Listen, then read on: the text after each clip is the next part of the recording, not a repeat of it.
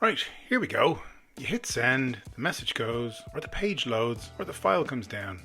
The little bar sliding left to right, smooth as you like, and it all turns up in one place. It feels instant. It feels like nothing's happened. Here's the thing though, underneath, there is no smooth pipe. The network your data crosses is a shambles. It loses things, it duplicates things, it delivers them out of order, and sometimes it doesn't even deliver them at all. When we learned about DNS to find the address, you turn google.com into a number your machine can actually read. Grand. But finding the address was the easy bit. Now the actual data has to get there. All of it. And kind of in the right order. Because the internet basically is a delivery service for IP. It makes you exactly one promise, and it's this. Nothing. It'll take your packet, it'll have a go, and if it vanishes along the way, IP won't tell you, won't care, and it won't send another. So something has to sit on top of that mess and turn it into something you can trust. Something that numbers every scrap, checks it all arrived, and quietly resends whatever went missing. That something is TCP, the Transmission Control Protocol. Think of IP as a postal system that cheerfully loses half your letters. TCP is a fussy clerk standing over it, numbering everything, keeping a list, refusing to sign off until every last item is accounted for. Now, not everything wants a fussy clerk. There's a second option, UDP, that skips all the checking for speed. We'll come back to that. But for anything that has to arrive complete, a web page, a file, it's TCP. And TCP won't send a single byte of real data until both machines have agreed to talk. No barging in. It opens up a little 3-step ritual. We call it the handshake.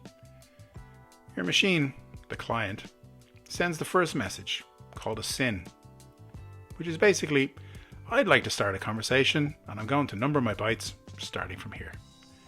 The server answers with a SYN-ACK. Two things at once, heard you, happy to talk. And I'll be numbering my bytes from here. Both sides now know the conversation's on. Your machine fires back one more time. An ACK. Grant, heard that too. So there's 3 messages, the SYN, the SYN-ACK, and the ACK. And only now does the real data start to flow. Why 3 and not 2? Because each side needs proof the other can both hear and be heard. 2 messages only proves it one way. 3 proves the round trip works before anyone commits a thing. That number they swapped at the start is the sequence number. And it's the whole trick. Every byte TCP sends is numbered, not every packet, every byte. Which means no matter what order they turn up in, no matter how scrambled the journey, the far end can lay them out by number and rebuild exactly what you sent. A jigsaw with the numbers printed on the back. And the receiver keeps calling it back. Got everything up to byte 500, send the next lot. That's an acknowledgement, the ACK. A running receipt for everything that's landed. Now, let's say a segment goes missing. It happens constantly. The internet is the Wild West. The receiver doesn't panic. It just keeps saying the same thing. Still only up to 500. Still only up to 500. The same receipt over and over. The sender's watching for exactly that. Every segment it sends, it starts a little timer called a retransmission timeout. If nothing new comes back before the timer's up, it assumes the worst and it sends it again. And it's not a fixed timer.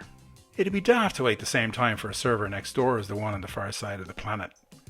TCP times how long replies actually take, the round trip time, and sets the timer to match. But waiting on a timer is slow. So there's a shortcut. Those repeated receipts. If the sender sees 3 of the same, still up to 500, in a row, it doesn't wait for any timer. It resends there and then. Fast retransmit. There's a smarter version again. Normally one gap makes the receiver look stuck at 500, even if loads arrived after it. Selective acknowledgement, or SACK, S-ACK, lets it say, I've got 500, and also 700 to 900. I'm only missing the bit in between, so the sender doesn't send the whole thing. It sends what it needs to. It's also why packets arriving out of order is a non-event. They take different paths, some routes are quicker, they turn up shuffled, and TCP just reorders them by number and carries on. You never have to see it. Right, reliability sorted. Next problem is speed, without drowning the other side. Your machine could fire data far faster than the receiver can deal with it. Fill its little memory buffer and everything after that spills on the floor. So the receiver tells the sender how much it can take. I've got room for this much right now. That figure is the window. Send up to the window, then wait to be told there's room for more. As the receiver works through the data and frees up space, the window slides forward and more can flow. That's the sliding window, the throttle that keeps a fast sender and a slow receiver in step, so nobody drowns in data. One catch. The original window field was tiny. It maxed out around 65,000 bytes. Fine in 1981, a joke on a modern link. So there's an add-on called window scaling that multiplies it up to something sensible for today. And what if the receiver is completely full? It sends a window of 0. Stop. Nothing for now. The sender stops, but there's a snag. Of course, there's always a snag. The message that later says, "Okay, room again," could itself get lost. And then you've two machines waiting on each other forever. So the sender doesn't just sit there trusting it. It pokes. Every so often it sends a tiny probe. Any room yet? Any room yet? You get the gist. Until the receiver says, yes, that little nag is the persist timer. And it's the thing that stops the whole connection deadlocking over one lost message. Now, the window protects the receiver, but there's a bigger thing to protect, the network in between, which is shared by everyone. If everyone blasts full speed at once, the whole lot collapses. So TCP is deliberately cautious. It starts slow with a little data, see if it gets through, then a little bit more, then a bit more, ramping up as long as nothing's being lost. That's why a download often starts modest, and then it surges. It's feeling out how much the road can take. And the moment it sees loss, it reads that as congestion and backs right off. It drops the rate, and then it builds up again. Careful on the way up, panicky at the first sign of trouble. Politeness, basically, enforced in code. Eventually, the conversation's done, and TCP won't wander off mid-sentence. Each side sends a fin, "I'm finished, no more from me," and waits for the other to agree. A proper goodbye, both ways. Unless something's gone properly wrong, then you get an RST reset. That's not goodbye, that's a phone being slammed down. This conversation's over, buddy. Now. No ceremony. One more bit of housekeeping. Before it settles in, TCP works out the biggest chunk it can send in one go without it being chopped up on the way. The maximum segment size. Too big and something in the middle, such as the network, has to hack it into fragments, which is slow and fragile. So the two ends feel out the tightest squeeze on the whole path and size everything to slip through it. Path MTU Discovery, Maximum Transmission Unit. It's a boring name, but it saves a heap of grief. And once you've got delivery that's reliable, nearly everything you actually use gets built on top of it. Loading a web page, that's HTTP. Sending an email, SMTP. Logging into a server, SSH. Shifting a file, FTP. Even the routers that run the internet swap their maps of the whole world over TCP, and that's BGP. We'll look at that in another video. It's pretty awesome. Anyway, all of them lean on it for the same reason you do. Every byte has to arrive in order or the whole thing's gibberish. Now, the second option I parked earlier, UDP. It's TCP's opposite, and it's beautifully lazy.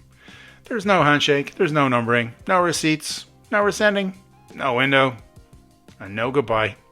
It fires the packet and it forgets it ever existed. Which sounds kind of reckless until you think about a phone call or a live game or a video. If a scrap of audio is lost, you don't want it resent a second too late because it's useless by then. You want the next bit and you want it now. For that, speed beats certainty. And remember all that DNS?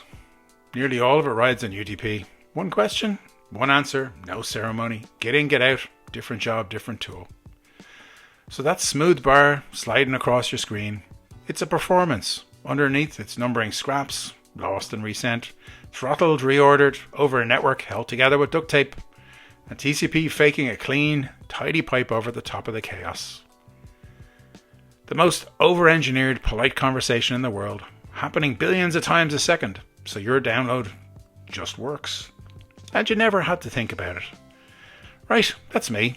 If that scratched an itch, there's more where it came from. DNS, BGP, plenty of other protocols, and the rest of the plumbing that we use to connect over the internet. So, subscribe or don't subscribe. I'm not your ma. Mind yourselves.